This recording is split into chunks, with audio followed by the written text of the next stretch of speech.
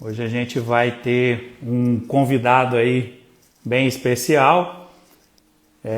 Nós vamos contar com a participação aqui do meu amigo Wilson, o nosso diretor comercial aqui da Consulac. Hoje, essa nossa live, a gente vai tratar de processo de fabricação de queijo mussarela.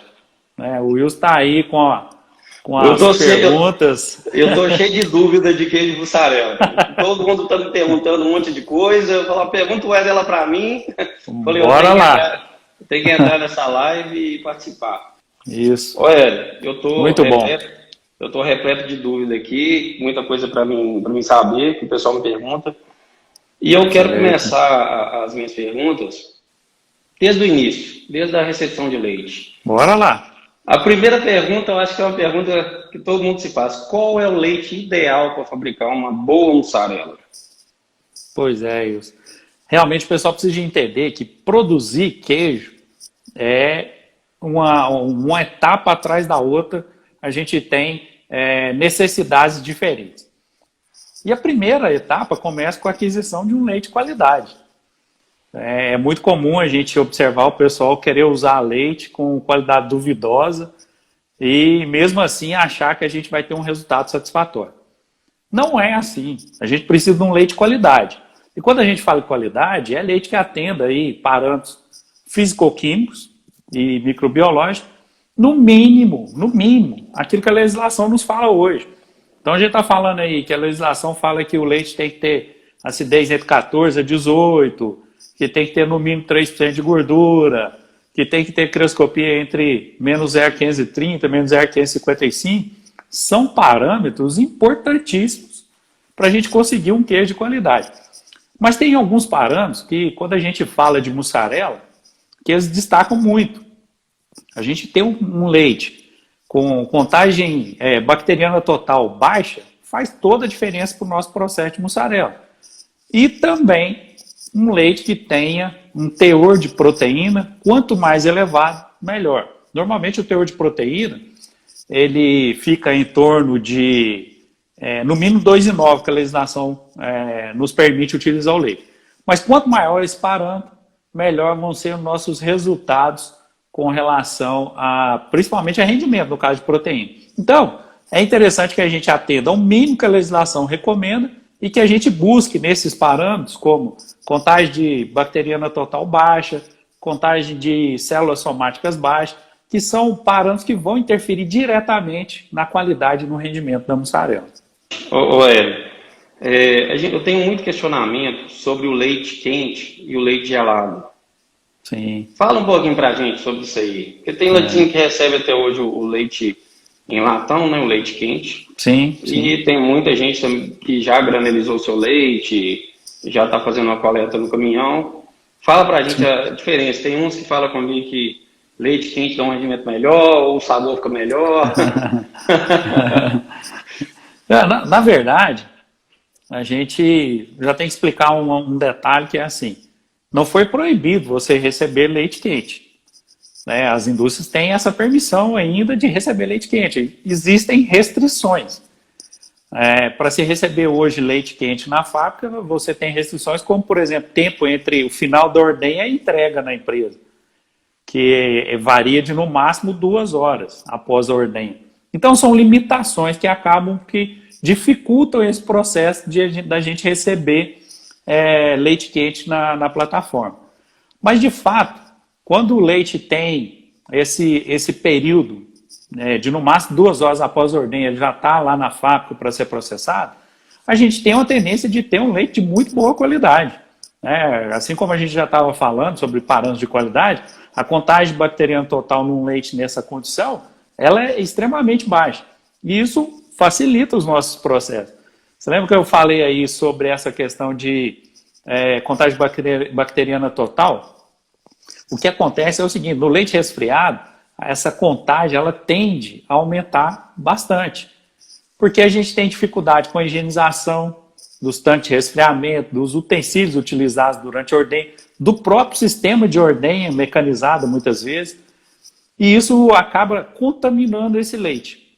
E esse leite vai ficar resfriado por provavelmente em torno de 24 a 48 horas. E com isso, a gente tem desenvolvimento de bactérias, principalmente do grupo psicotrófico. Essas bactérias, elas são eliminadas durante o processo de pasteurização, mas elas produzem alguns tipos de enzima que vão ficar presentes no leite, porque são termorresistentes. E elas vão causar alteração no nosso produto. Daí que vem aquela percepção de que, às vezes, o produto apresenta um sabor um pouco diferente quando é feito com leite quente, e com leite gelado, às vezes, dá um sabor um pouquinho alterado. A percepção é pequena, a diferença é pequena, mas existe por conta desse tipo de bactéria que cria, no seu desenvolvimento, algumas enzimas que vão prejudicar. E prejudicam não só o sabor, prejudica também o nosso rendimento, prejudica as características funcionais da mussarela também. Você já explicou um pouco disso, mas eu vou linkar essa pergunta no seguinte. Certo. Economicamente falando,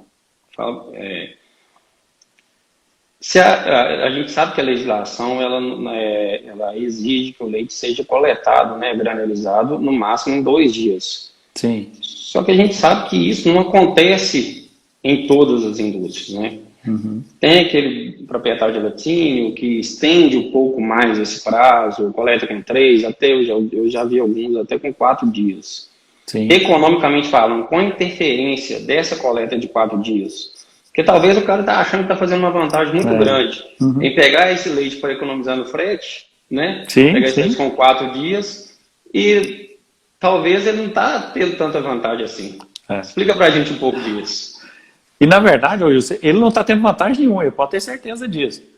Inicialmente, para ele, o fato de diminuir o custo do frete é suficiente financeiramente.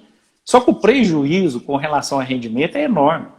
Né? Esses tipos de bactérias que a gente está falando, quando a gente tem o leite coletado de 48 em 48 horas, a gente já tem efeitos. Né? É bem perceptível, já tem efeito que já prejudica o rendimento. Agora, imagina o leite que vai ficar 48 horas. E aí entra outro detalhe. O ideal é que esse leite seja refrigerado na fazenda, ele seja mantido no máximo a 4 graus. E que seja coletado no máximo a 4 graus. Porém, na maioria dos casos, esse leite chega a ficar até com temperatura mais alta. Por quê? Tem alguns produtores que vão lá e desligam o tanque. Desligam o tanque à noite, porque à noite é gelado. E com isso, quanto maior a temperatura, maior o desenvolvimento de bactérias. E essas bactérias vão utilizando daquilo que a gente tem de melhor no leite para se desenvolverem. E vai ficando só aqueles resíduos que a gente vai ter para prejudicar a nossa produção. E isso é tão claro que no rendimento já é perceptível. Se a gente tem uma fábrica que faz um controle adequado de rendimento, ou seja, ela realmente tem controle sobre o volume que entra, o volume é medido corretamente e tem peso face à pesagem adequada dos queijos, a gente consegue medir claramente que existe essa diferença.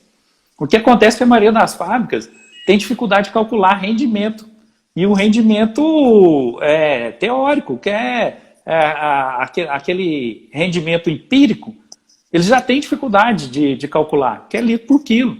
Eles já têm dificuldade com isso. Então, muitas vezes, eles não percebem. Acham que está sendo, vale a pena devido à questão de realmente o frete ser um pouco diferente, conseguir uma leve diferença no frete. Porém, quanto mais quilos de queijo ele produzir, melhor é. Então, não vale a pena. Realmente é uma situação que fica um pouco mascarado, porque ele não consegue, às vezes, mensurar quanto de verdade ele perdeu. E não dá para a gente chutar um número, porque esse número vai variar de uma fábrica para outra, mas o que a gente pode garantir é que realmente não vale a pena fazer a coleta de um leite com um tempo tão longo de estocagem lá na propriedade rural. Vale afirmar também que você não consegue manter isso. Eu falo por alguns laticínios que optam por essa questão de buscar um leite com 4 dias, você vai ter um problema grande com o Ministério da Agricultura. Sem dúvida. Né? E por mais que ele tente mascarar isso, algum dia ele vai ter problema. E quando vier esse problema, toda a economia que ele fez, Tá a perdido. economia que eu falo só no frete, porque que ele está perdendo o queijo a gente já sabe. Já está perdendo muito já. Você acabou de explicar. E ele vai ter que arcar com uma autuação, uma multa em cima disso aí, né? Sem dúvida, sem dúvida. E normalmente não são autuações de valor baixo, porque isso é uma transgressão da legislação gravíssima. Normalmente é de 80% a 100% do valor máximo de multa. Então são valores altos que muitas vezes não vale a pena.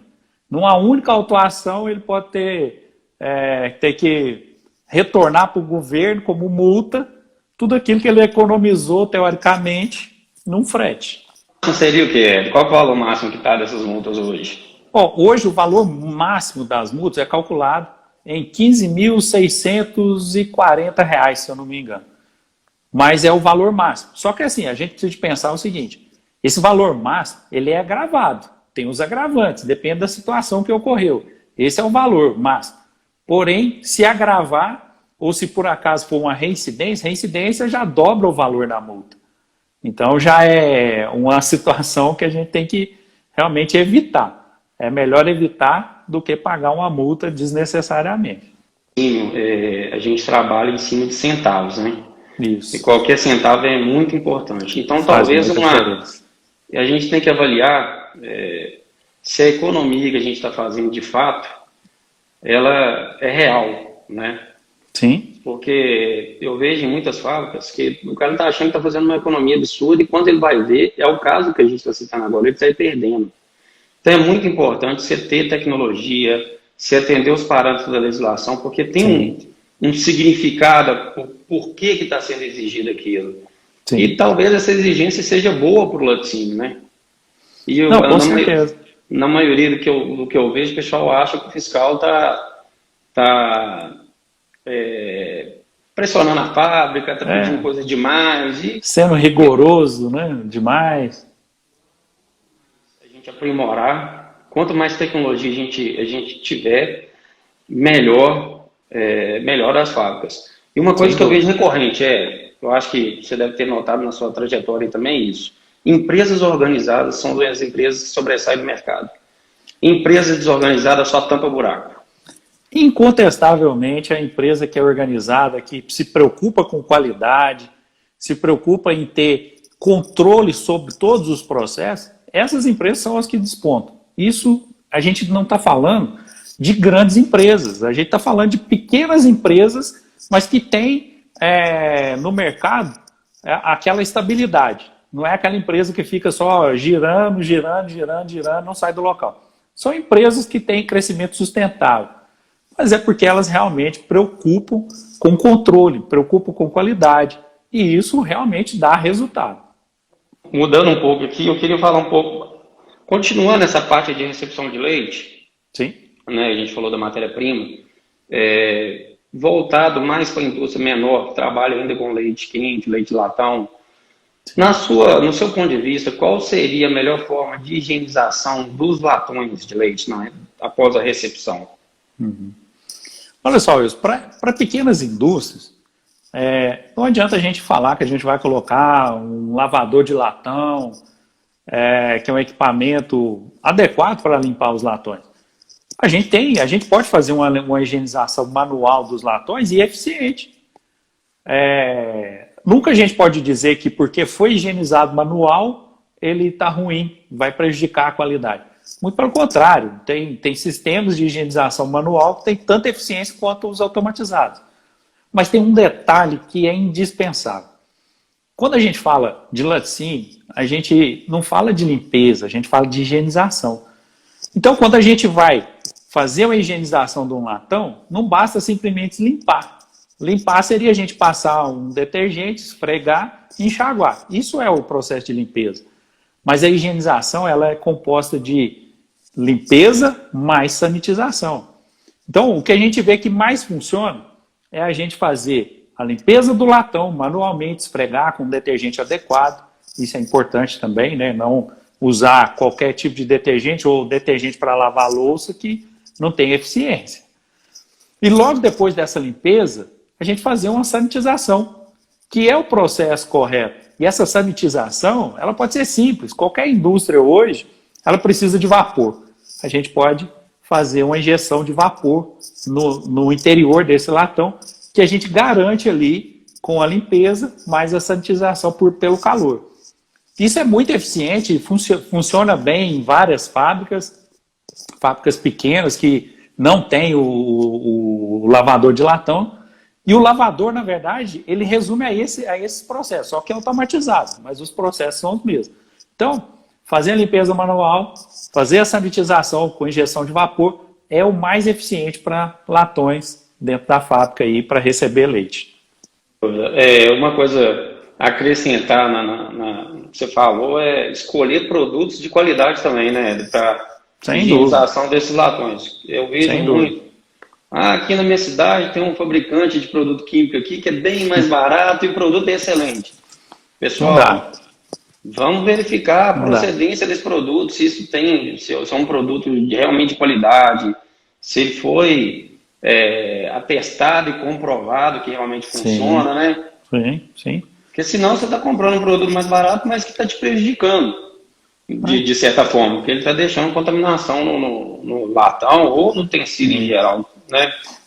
E muitas vezes, Luiz, o pessoal tem um erro muito grave que acontece, é o pessoal achar que o detergente utilizado ali na higienização de equipamentos tem que ser aquele que gera muita espuma. Se não gerou espuma, não limpou, e isso não tem nada a ver uma coisa com a outra. Gerar espuma é um produto específico só para gerar espuma, que é acrescentado ali naquele detergente. Então, isso não traz resultado. O que a gente precisa é de um produto que tenha princípio ativo suficiente para remoção das sujeiras, né? No caso de latões, principalmente para remoção de gorduras, que é o maior resíduo que a gente tem em latões e na fábrica de laticínio, de maneira geral, são gorduras. Esse tipo de resíduo a gente só retira com algum tipo de produto de origem alcalina. Então não adianta o pessoal ter lá, colocar um detergente de lava-louças que vai realmente fazer muito sabão, vai dar a impressão de que limpa maravilhosamente, mas não limpa. Não é o objetivo. Então, tem que escolher sim fornecedores de qualidade para que você tenha realmente um resultado satisfatório. Qual seria o rendimento ideal do queijo mussarela? Olha só, esse rendimento ele é um dado bem específico de uma indústria para outra. O que seria ideal? A gente avaliar o rendimento entre 9,5 e 9, a gente tem um rendimento ideal. Pessoal, só que tem fábricas, a gente não tem que a gente tem um rendimento ideal da fábrica. E isso depende muito de outros fatores, não só dos processos que interferem muito, mas também do próprio leite. A gente falou aqui no início sobre qualidade. Se o seu leite não tem uma quantidade interessante de proteínas, você nunca vai atingir um rendimento de mussarela entre 9 e 9,5. Vai ser impossível para você. Mas não é porque o seu processo está errado, é porque o seu leite não te oferece essa condição. Então isso vai variar bastante de uma fábrica para outra, mas em média um rendimento adequado ele vai variar entre 9,5 e 9, que é um número excelente. Uma coisa muito questionada também sobre as análises laboratorial. Sim. A importância, queria que você passasse um pouco sobre a importância de ter um laboratório eficiente na fábrica. Qual a importância das análises laboratoriais? Sim.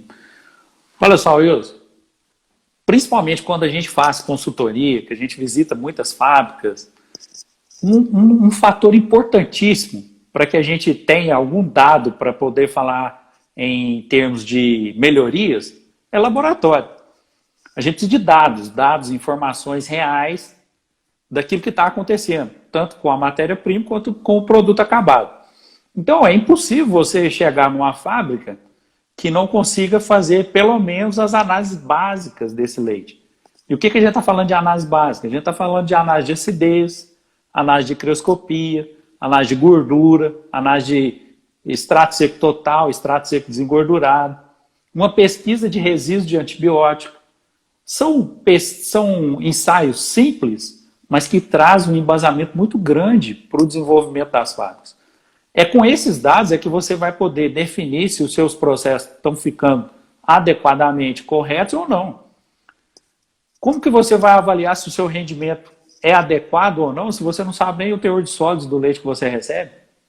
Então não dá para a gente falar assim, eu tenho um leite muito bom, mas eu não conheço o teor de sólido dele. Eu não conheço o teor de proteína do leite, que é o que de fato vai transformar em queijo, que é o que vai agregar maior valor à sua produção de queijo.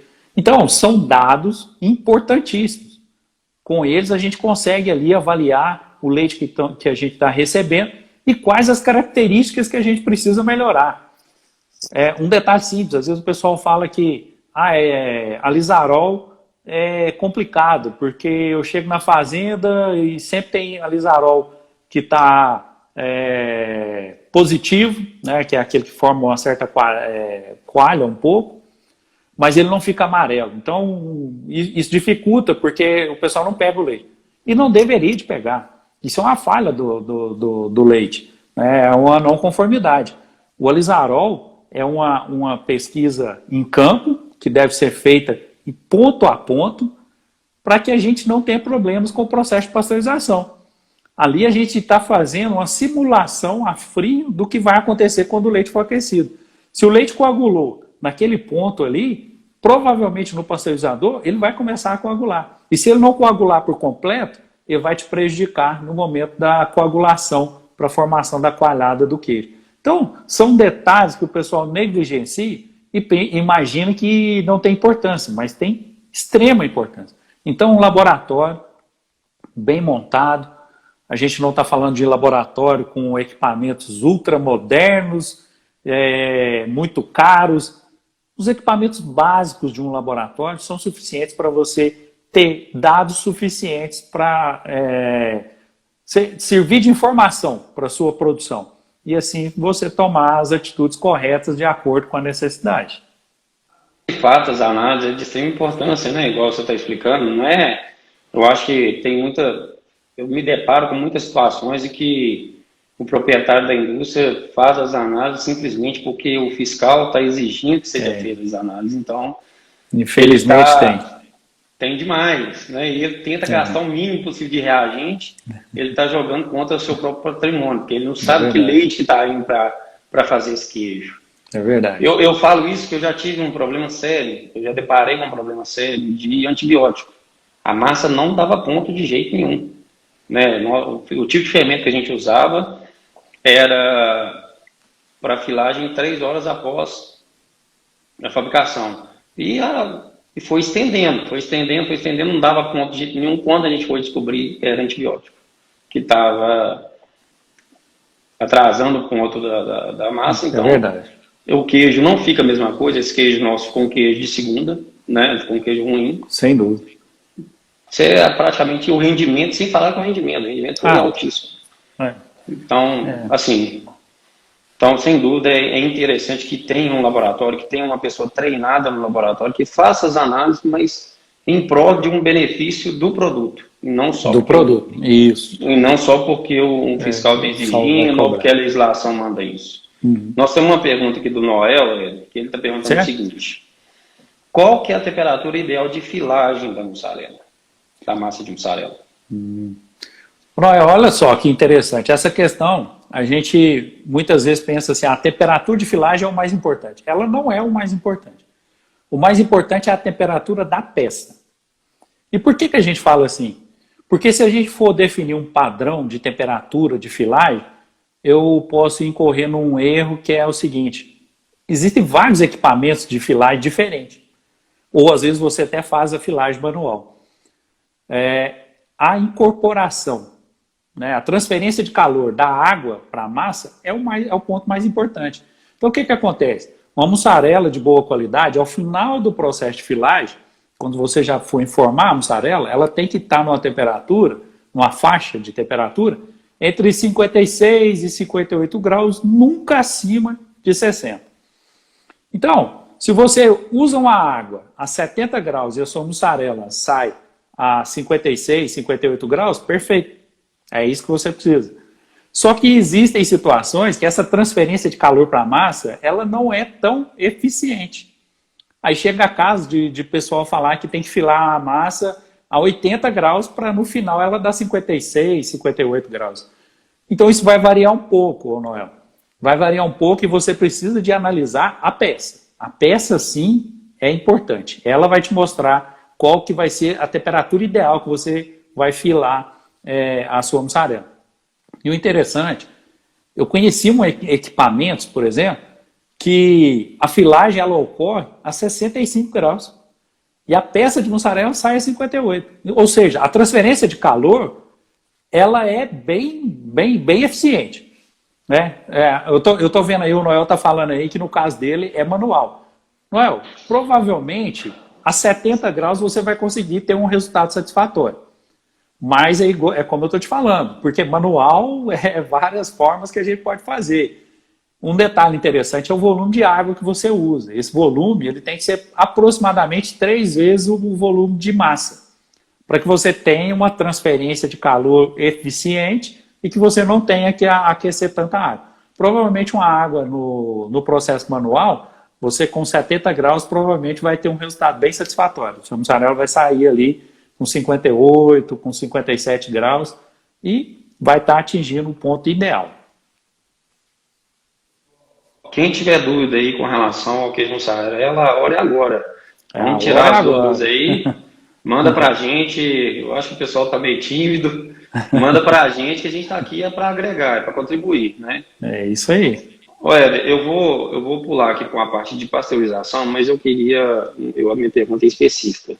Certo. Nas outras lives, eu acho que já ficou bem claro as temperaturas ideais, né? Uhum. Como que eu comprovo? Tem alguma forma da gente comprovar que a pasteurização foi feita de forma eficiente? Sim. Existe, inclusive, é o que a gente recomenda para você saber se o seu processo está funcionando adequadamente. Na verdade, a gente tem 2 pesquisas bem específicas para serem feitas no leite pasteurizado que comprovam se a pasteurização foi ou não eficiente. Nós estamos falando aí de pesquisa de fosfatase alcalina e de peroxidase. Esses 2 nomes, na verdade, se tratam 2 enzimas. E elas estão presentes no leite cru, porém no leite pasteurizado, a fosfatase ela não vai estar presente, porque ela vai ser inativada. Já a peroxidase ela tem que estar presente no leite cru e vai estar presente também no leite pasteurizado. A fosfatase, quando o leite atinge a temperatura mínima recomendada para pasteurização, que é os 72 graus, ela é inativada. Então, quando você faz uma pesquisa de fosfatase num leite pasteurizado, você não vai perceber essa fosfatase, porque ela tem que ser inativada. Já a peroxidase, se o leite atingiu temperaturas acima de 75, ela vai ser inativada também. Ou seja, as duas, elas formam ali aquela temperatura mínima e máxima importante para a pasteurização. Então é interessante, muito interessante, inclusive, a gente fazer a análise do leite que sofreu o processo de pasteurização para que a gente tenha certeza que foi eficiente. E um detalhe interessante, recentemente o CIF emitiu um ofício circular que proíbe o uso de kits alternativos para pesquisa de fosfatase alcalina. E é o kit que é mais comum, o kit mais vendido no mercado, que a gente tem à disposição, é uma análise rápida e fácil de se fazer. A análise hoje, oficial, e que é aceita pelo CIF hoje, é o método oficial que está descrito no Manual de Análise de Produto de Origem Animal, que tem uma edição em 2019. É uma pesquisa mais complexa, que utiliza vários tipos de reagentes, se eu não me engano, são quatro tipos diferentes de reagente, e leva mais tempo também para se obter o resultado. Né? Normalmente o resultado dessa pesquisa leva em torno de meia hora para que a gente tenha resultado. Mas é o que o CIF, por exemplo, hoje cobre. Né? A gente tem que ficar atento, porque isso é motivo, inclusive, da empresa ser autuada, porque já faz um tempo já que esse ofício foi editado e as empresas já devem se adaptar a essa nova metodologia de pesquisa. Rápida que você está falando seria as fitas? Isso. Dois métodos, né? A gente tem os de fitas, né, que é muito comum, mas a gente tem um outro método bem antigo, que a gente já usava há bastante tempo, que é o com líquido. Né? Esse líquido que a gente mistura, o R1, o R2, a mistura pinga no leite pasteurizado, esse líquido ele é o mesmo composto das tiras, é o composto desses líquidos. Então, tanto um quanto o outro já não tem permissão de uso. O único método aceito é o método oficial mesmo. O Everton, mais para a parte de autocontrole, a filagem é considerada um ponto crítico de controle? O Everton, não. A filagem não é ponto crítico de controle. Até porque esse processo não foi criado. Olha só, quando a gente está lá na determinação dos pontos críticos de controle, a gente tem perguntas específicas de acordo com os requisitos de desenvolvimento do APPCC. E uma das perguntas específicas é se aquela etapa foi construída especificamente para eliminar aquele perigo que pode acontecer naquela etapa. A filagem não foi feita, né? Ela não foi feita para eliminar perigo biológico, químico ou físico. Ela tem uma função específica, que é de tornar a massa da mussarela elástica. Né? Então, a filagem não é ponto crítico de controle. A gente não pode considerar que aquele ponto ali, principalmente se a gente estiver tratando de perigo biológico, né? Sobrevivência de algum tipo de micro-organismo. Porque aí, na verdade, o seu ponto crítico de controle já falhou, que é lá no pasteurizador. O seu pasteurizador, se ele falhou, contaminou o produto lá na filagem, é lógico, a filagem ela ocorre em temperaturas elevadas, essas temperaturas elas reduzem a carga de bactérias. Mas não podemos considerar como ponto crítico de controle, porque ela não foi criada para esse fim. Né? Nesse ponto, a gente não deve considerar como ponto crítico de controle. Pergunta aqui, daqui a pouco vamos responder o Wesley aqui. Ainda no pasteurizador, acontece em alguns laticínios da pessoa querer acelerar o processo de pasteurização ou passar o leite de forma manual, desligando o automático do pasteurizador, né? O que você acha disso? Fala pra gente aí os riscos disso aí. Na verdade, a gente está causando muito mais prejuízo do que benefício para o nosso processo. Utilização de leite cru já traz uma série de prejuízos, porque esse leite traz uma carga de bactérias muito alta, desconhecidas por você, e você coloca um fermento para competir com bactérias que você nem mesmo sabe quais são. Só que quando o pessoal coloca o pasteurizador na passagem direta, eles retiram do automático, a gente corre o risco da temperatura durante o processo de pasteurização cair abaixo dos 72 graus, que seria a garantia de eficiência, e a pessoa nem perceber, porque o equipamento tem passagem direta. Ele não vai perceber que a temperatura caiu, quando ele voltar a temperatura já pode ter subido de novo. Então esse leite vai passar, parte desse leite vai passar cru. Essa pequena parte que passou cru já é suficiente para causar alterações no seu processo. E alterações bem significativas. A gente está falando aí de situações de contaminação que não vão ser resolvidos simplesmente porque vai filar. Né? Dá até para a gente fazer um link aí, porque que o pessoal pergunta se é ponto crítico de controle ou não. A filagem, ela vai eliminar uma carga de bactérias, com certeza, devido à alta temperatura que ela é executada, mas ela não é específica para isso. E outra coisa, ali naquele ponto a gente está falando de 60 graus. 60 graus não é suficiente para eliminar todas as bactérias patogênicas. A garantia que a gente tem é verdadeiramente o pasteurizador, que atinge no mínimo 72 graus por 15 a 20 segundos.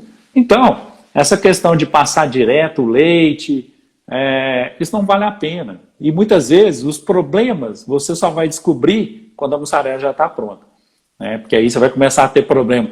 Minha mussarela está mole, minha mussarela não fatia, minha mussarela está quebradiça. São efeitos que podem ocorrer e que a gente nunca vai saber quais que são, porque não sabemos quais as bactérias que passaram por aquele processo. E é a reclamação do cliente, né? Essa é a pior. É tarde demais, né? Ó, o Wesley tem uma pergunta aqui. Ele fala que faz o queijo de maneira artesanal. Ele não tem tanque ainda, né? Certo, Ele faz certo, o cozimento da coalhada com água quente. E ele certo. está questionando aqui sobre o rendimento desse processo. Entendi. O que acontece, Hélio? Infelizmente, a gente fazer esse processo dessa forma, existe sim perdas de rendimento. E não é porque é um desleixo no fazer, é porque a técnica é complicada. Quando você pega uma água quente para fazer o cozimento da massa, você tem que colocar a água ali naquela faixa de temperatura, entre 70 e 80 graus, e ir colocando na massa. Só que quando ela encosta na massa ali, a temperatura dela é muito alta. Então, naquele ponto ali que encostou na massa, você já tem uma cinese maior. O seu grão já tem uma perda bem excessiva ali de gordura e que provavelmente vai prejudicar muito o seu rendimento. Então, sim, quando você faz a mussarela num tanque, o cozimento, quando ele é indireto, ele é gradual e indireto. Então, você não tem fases em que você tem muito aquecimento e pouco aquecimento, né? Então, isso facilita, porque aí o grão perde menos gordura. E quando a gente fala gordura, porque é o mais visível, porque na verdade ele perdeu gordura, perdeu outros nutrientes e, consequentemente, vai diminuir o seu rendimento. Mas isso, Wes, não é porque você faz errado, a técnica é que ela realmente não te permite uma condição melhor. O ideal seria você aquecer a massa gradativamente. Lembrando que a massa mussarela, ela tem que ser aquecida gradativa, ela não pode ser aquecida rapidamente. A mussarela é uma massa semi-cozida e ela deve ter esse processo em determinado tempo, não tão rápido e não tão lento. Ele está perguntando aqui o seguinte: segundo ele, um queijeiro falou que se a massa grudar no tanque, a coalhada grudar no tanque, está com coliforme e que a pasteurização não foi eficiente. Procede essa afirmação? Olha só, essa também é nova para mim, não reconheço dessa forma. Também. Não reconheço dessa forma. Quando a gente percebe que a massa foi contaminada, principalmente por coliforme, a percepção que a gente tem é quando ela está pronta, não no tanque. Quando ela está pronta, que você parte uma fatia na massa, você percebe que ela está toda rendada, né? Ela já tem ali aquela formação de pequenas redondinhas, de pequenas olhaduras redondinhas, bem brilhantes, e isso é sinal de que a massa realmente contaminou com coliforme. Então, assim, são situações e situações. Quando a massa gruda no tanque, tem até uma situação que ocorre de verdade, é quando o leite foi pasteurizado com a temperatura muito alta. Provavelmente não tem coliforme, mas ela tende a ter uma aderência maior no tanque. Isso é comum, a gente percebe esse tipo de coisa. Inclusive a coalhada fica uma coalhada inadequada, né? É uma coalhada frágil, a gente tem muita perda dos nutrientes para o soro, né? Que a gente perde muito com os finos. Então o que a gente percebe é isso. Agora, com relação à contaminação com coliformes, a tendência é a massa não grudar tanto, porque coliformes, eles também reduzem o pH da massa, né? Tanto que se você tiver uma massa contaminada com coliforme, provavelmente ela vai atingir o ponto de filagem. O problema não é o ponto de filagem, nem o queijo que você vai produzir, é depois. Esse queijo tem uma tendência de deterioração muito rápida. Ah, mas é porque está contaminado com coliforme? Não. A gente vai fazer a filagem. Os coliformes que estão ali naquela massa ali, com certeza serão eliminados lá na filagem. Só que os coliformes produziram as proteasas, as lipases, e elas vão fazer o seu queijo ter uma característica completamente diferente. Aquela característica que a gente tem de característica funcional, de fatiamento, derretimento, elas vão ser diretamente afetadas quando a massa foi contaminada com coliformes. É muito importante que a gente tenha no laticínio, a gente tenha precisão e perícia no que a gente faz. Sim, sim. Analise o leite, olha o leite que vocês estão comprando, tem um laboratório treinado e capacitado, tem um mestre queijeiro, um queijeiro bom, Bom. Assim, eu falo com mente aberta, que receba conhecimento, porque o mercado está mudando todo dia. Muito, né? A gente tem técnicas novas a todo dia. Isso, então assim, desde quando a gente começou até hoje, mudou muita coisa, é totalmente diferente do que a gente está fazendo.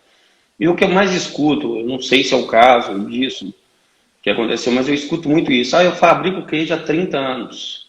Talvez a pessoa fabrica 30 anos errado. Isso. Entendeu? Então, assim, é muito importante buscar conhecimento, que é isso que a gente está trazendo aqui nessa live, né? É isso que é o nosso objetivo. De jeito nenhum que a gente é o dono da verdade, não, a gente está aqui para contribuir lógico, e a gente aprende a cada dia mais, aprende com vocês, aprende das indústrias. Mas o que a gente puder trazer de conhecimento, a gente vai trazer. E hoje tem-se tecnologias muito boas para fabricação. Não tem, eu falo que não tem por que uma massa passar do ponto, não tem por que você tem um problema de mercado, um produto no mercado. Se você fez um processo com eficiência, você vai ter um produto final de qualidade. Sim, com certeza, com certeza. Fonte segura, não vai só em uma pessoa que falou aquilo ali, tal processo é assim, talvez ela não está engajada, ela não está atualizada no mercado, né? Sem dúvida. Isso que eu estou falando aqui, que é o que a gente mais vê nas visitas que a gente faz. Fulano falou isso, talvez não procede, talvez o mercado já mudou, ou é uma coisa muito antiga, né? Sim, sem dúvida. Então, se os fabricantes de queijo não se atualizarem, vocês vão ficar para trás. Porque a grande parte está se atualizando, está trazendo novidade, está investindo, né? Ed, tem uma pergunta aqui da nossa amiga Viviane. Eu queria mandar um abraço para a Viviane, que é uma grande amiga nossa. Ela está perguntando. Abração, Viviane. Ela está perguntando aqui qual a umidade ideal para estocar uma mussarela. Sim. O que acontece? Quando a gente fala de estocar o queijo acabado, principalmente um queijo que não é maturado, a gente tem alguns cuidados. A umidade é mas não basta a gente ficar atento só à umidade, né? A gente tem outros fatores ali que vão realmente prejudicar esse queijo. Por exemplo, um dos fatores muito importantes quando você falar comigo que vai estocar o queijo é o teor de gordura no extrato seco. Esse teor de gordura no extrato seco da mussarela tem que ser menor, assim como o teor de umidade também tem que ser menor. Normalmente, uma mussarela que tem um giro rápido, que a gente produz com um objetivo de ter um rendimento mais adequado, essa mussarela ela vai variar ali umidade entre 43% e 46%. É uma mussarela bem aceita no mercado, que dá um rendimento adequado e que as características funcionais vão se manter ao longo da vida de prateleira. Mas se a gente quer estocar, a gente tem que ter cuidado com essa umidade. Essa umidade não pode ficar ali acima de 43%. Ela vai girar ali em torno de 41% a 42%. E também a gordura no extrato seco terá que ser menor.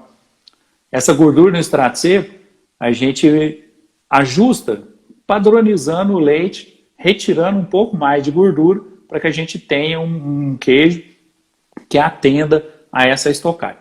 E um detalhe, isso também varia de acordo com o tempo que você quer estocar.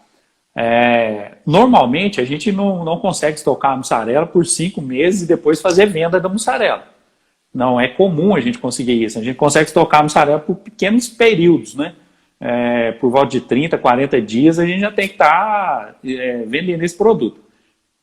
Mas se a gente não faz esse tipo de ajuste, esse produto com 40 dias, ele praticamente está começando a sair fora das características funcionais mais importantes, fatiamento e derretimento. Então, é importante sim, cuidar da umidade e cuidar também da gordura no extrato seco. Pergunta do Robson aqui, que é um fato que já aconteceu, eu já tive experiência. Ele fala aqui o seguinte: no processo de filagem, a velocidade da rosca influencia. E eu tenho um caso aqui de um cliente que ele comprou um monobloco de 1000 kWh, né? E o monobloco, no final das contas, só dava 500 kWh. Se você colocava a velocidade de 1000, a mussarela não fechava bem, ficava uma mussarela ruim. E nós ligamos para o fabricante para questionar, né? O monobloco está dando 500 kWh, não tá dando 1000. A resposta dele foi a seguinte: não, é só se aumentar a velocidade da rosca sem fim que ele vai dar 1000 kWh. Aumenta a velocidade e não sai mussarela. Esse normalmente é uma falha muito grave de construção do equipamento. Porque se o equipamento foi construído para ter uma velocidade de produção de 1.000 kg/h, ele te deve entregar 1.000 kg/h. É isso que a gente espera. Mas existe sim uns efeitos de aumentar e diminuir a velocidade da rosca. E qual que é o efeito prático disso? É que, na verdade, a mussarela, quando você coloca ela na água quente, ela precisa de ter tempo e temperatura para que ela consiga esticar. Aquela massa, ela precisa de ter essa condição adequada, né?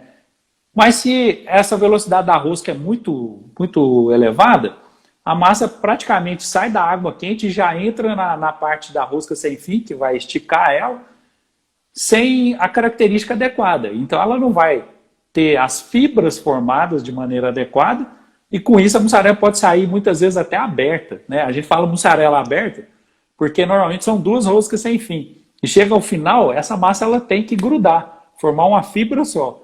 E muitas vezes, se a rosca sem fim está numa velocidade muito alta, que é a velocidade que o equipamento às vezes não entrega, aí aumenta a velocidade demais, isso não fecha. Essa fibra ela não vai ficar uma só. É como se a gente tivesse outras fibras. Eu já vi mussarela que o pessoal, quando vai fatiar, dá a impressão de que ela está trincada. E, na verdade, a mussarela nem trincou, não tem nenhum problema de trinca com a mussarela. Na verdade, ela não fechou, né? O equipamento tem essa falha. Então, a rosca sem fim realmente interfere nesse resultado final, mas também a gente tem que lembrar que não é só por conta da velocidade da rosca. A área de contato da massa e da água provavelmente é insuficiente. Então, a mussarela, a massa não teve contato suficiente com a água quente, a ponto dela ter a característica de ser esticada lá na rosca sem fim. Então esse é outro detalhe que a gente deve olhar, que às vezes a gente imagina que é só a rosca que está errado, mas aquela parte onde a massa tem contato com a água quente, ela pode estar sendo ineficiente naquele ponto. Aí a rosca sem fim vai pagar, né, por não conseguir fechar a mussarela lá no final.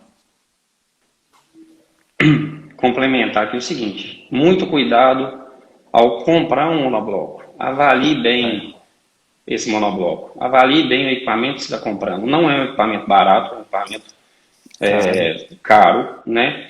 Então, assim, eu já vi N casos. Um monobloco 20 mil de diferença do outro. Gente, é um equipamento que depende de uma engenharia. Sim. A pessoa que fabricou aquele equipamento, ele tem que entender o processo.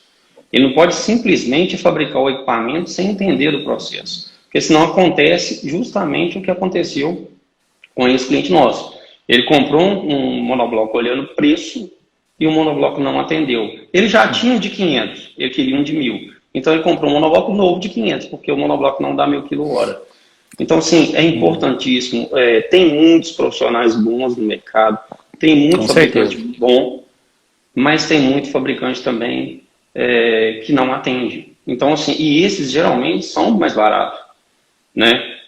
Então, assim, eu acho que a gente tem que ter muita atenção a fazer esse tipo de coisa. A gente se depara com um monte de fábrica que compra equipamento e tem problema no futuro, né?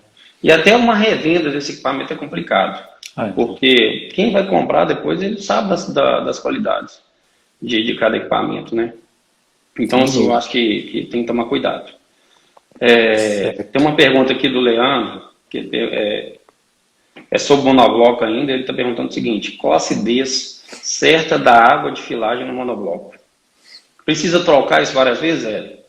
Pois é, Leandro, realmente precisa. Essa acidez é importantíssima, Leandro, e ela traz prejuízo para o seu produto final. E esses prejuízos começam com a mussarela, às vezes, quebradiça, vai fatiar, a mussarela quebra com facilidade. E às vezes a gente pensa, mas eu estou fazendo todo o processo adequado. Mas se não cuidar da água de filagem, isso vai acontecer. A forma mais correta da gente apurar se tem que trocar ou não a água de filagem é fazer a análise de acidez. Você tem toda a razão aí. Só que essa acidez ela não pode passar de forma alguma de 20 graus Dornay. Essa acidez ela tem que ser no máximo de 20 graus. E como que a gente consegue isso? Porque se você começar a afilar na sua monobloco por um período longo, vamos colocar aí 1 a 2 horas, e não fazer a renovação dessa água, com certeza, ao final ela vai estar com acidez na faixa de 40 a 50. Então o que é o ideal? É que você faça ou a troca de quando ela atingir essa acidez, ou que você desde o início faça uma renovação constante dessa água. A gente tem cliente que adaptou um sistema que à medida que a boia vai abaixando, vai entrando água, vai abaixando, vai entrando água. E essa água excedente, ela vai saindo por um ladrão, é coletada, mas o que acontece? A água de filagem dele nunca atinge essa acidez. Normalmente ela fica regulada ali entre 15 e 16 graus de Dornick, raramente chega a 20 graus. E isso é interessante. Agora, se você não vai adaptar um sistema desse, faça a troca, parcial ou total, mas que faça. Isso é importantíssimo para o seu processo. Cria realmente problemas lá na mussarela, principalmente problemas de ressecamento da mussarela. Lembrar a todos que amanhã a gente vai ter uma webinar, isso. Né? Uma webinar exclusiva, que o Éder vai entregar um conteúdo fantástico para todo mundo. E ela é de graça, é gratuito. É só você entrar nos canais da Consulac e se cadastrar, se inscrever, né? Isso. Então o Éder vai estar à disposição amanhã para esclarecer muito mais coisas e vai dar uma verdadeira aula sobre mussarela. Entra lá, que eu acho que vocês vão gostar. A Madalena, ela está perguntando aqui, ela está falando aqui que ela faz a pasteurização lenta, 63 graus por 30 minutos. Certo. É eficiente esse processo? É eficiente sim, viu, Madalena? Ele é difícil de ser executado, mas ele é eficiente. Né? Dependendo do seu nível de produção, do seu volume de produção, você consegue fazer. A maior dificuldade que a gente encontra nesse tipo de processo é o resfriamento. Logo após você terminar, né, a parte de aquecimento, você fazer o resfriamento. É onde a gente tem mais dificuldade. E o que acontece é que, às vezes, se esse resfriamento demorar muito, o pessoal não fazer, a gente mantém um leite em temperatura muito elevada por um período muito longo, isso também prejudica a produção de mussarela. Principalmente prejudica lá na filagem, no ponto de filagem. Pode ser que essa massa demore mais para dar ponto. E isso é porque vai desnaturando algumas proteínas, principalmente a sua proteína, e isso vai prejudicar o seu ponto de filagem. Mas se você consegue fazer o aquecimento e o resfriamento rapidamente, aí a gente não tem problema nenhum, é eficiente. Se você fizer uma análise de peroxidase fosfatase, você vai observar que o leite foi pasteurizado adequadamente. Funciona bem. Está falando aqui que o Luxinho que ele trabalha, né? O pasteurizador é de cascata e com injeção de vapor direto no leite. Sim. E na hora de filar, a massa não filava. Destruía as enzimas do leite. Então teve que comprar um pasteurizador a placas. O melhor negócio que ele fez. Comprou um pasteurizador a placas. Resolveu o problema. E por vários motivos, viu, Honor? Isso aí não é só porque prejudica o processo de fabricação, mas é porque a eficiência desse equipamento ela é mínima. A gente corre o risco aí de ter leite contaminado frequentemente. Então, assim, não é à toa que esse tipo de equipamento, os órgãos de inspeção já não permitem mais o uso deles, porque realmente eles trazem uma dificuldade de controle e provavelmente muito prejuízo para a produção.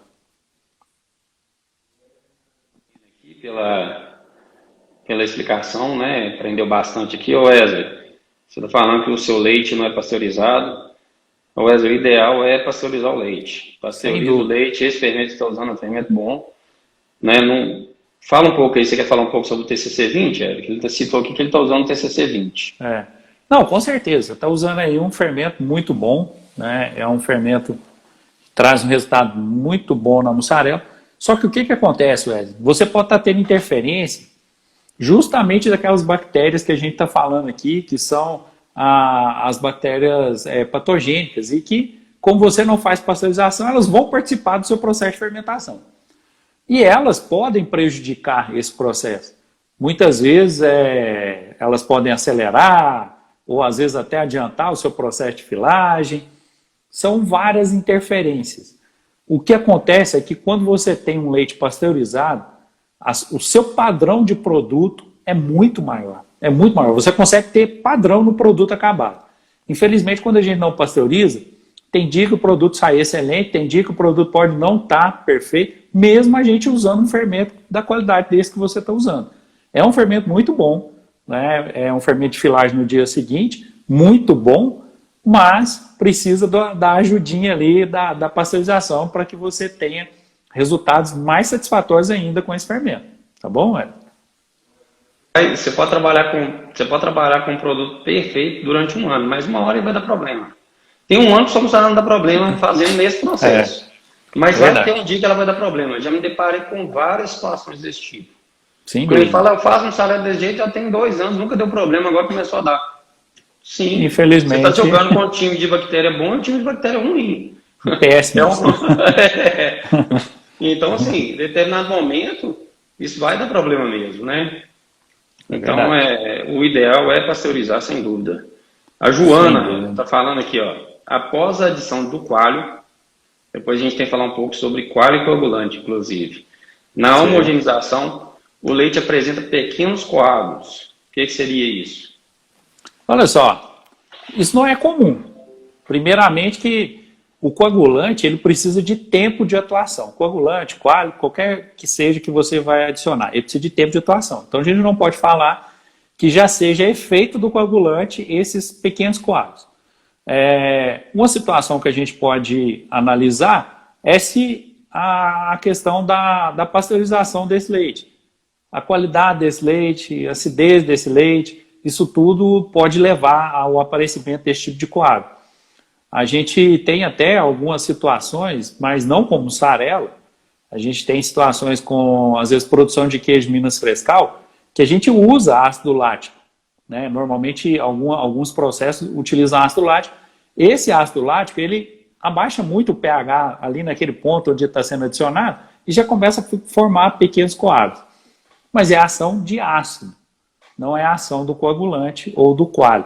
Então, é bom a gente observar aí sobre a acidez inicial desse leite que está sendo usado, ou talvez com relação ao processo de pasteurização, que pode estar ocorrendo alguma falha e te prejudicando. Não é normal, João, com certeza é uma alteração. A gente precisa buscar informações para identificar qual que é o real problema. Vamos responder uma última pergunta aqui do Robson, que é um participante assíduo aqui, ele tá participando em todas. Qual a temperatura de secagem ideal para mussarela? Ô Robson, olha só, a secagem da mussarela, ela tem um objetivo muito claro de secagem mesmo. Então, a temperatura, ela pode ser um pouco mais baixa. A gente pode secar a mussarela entre 8 e 12 graus. Lembrando de uma situação, não adianta você ter uma câmara de secagem que a todo momento está molhada, né? Esse aí é um detalhe que a gente observa muito nas fábricas. Câmara de secagem com piso molhado a todo tempo, a todo momento. Isso é prejudicial ao processo. Realmente a gente vai ter prejuízo com isso, a secagem não vai ser adequada e a gente vai ter dificuldade que o queijo apresente aquela característica ideal para a embalagem, né? Principalmente a mussarela. Normalmente secagem, uma temperatura entre 8 e 12, um tempo em torno de 20 a 24 horas é suficiente para a gente promover aí a embalagem da mussarela sem problema algum. E eu queria primeiramente te agradecer ao empenho, né, desse trabalho que vem sendo feito. Né, eu queria pedir ao pessoal que compartilhasse essa nossa live que a gente está fazendo. Sim. E é o seguinte, esse é um trabalho que a gente está apenas começando, né? Verdade. É um trabalho que vai se estender cada vez mais, a gente vai falar de outros produtos, né? Quem estiver ansioso, mas no primeiro momento a gente está falando sobre, minha luz apagou aqui, sobre queijo mussarela, né? Então eu queria te agradecer e agradecer a todos que participaram dessa live. Eu também quero agradecer aí a você, Luiz, pela participação, né, a sua contribuição aí. Agradecer ao pessoal que participou. Hoje a gente teve uma participação aí muito legal, isso é muito bom. A gente está aqui para isso, trazer conhecimento para vocês. É esse o nosso objetivo.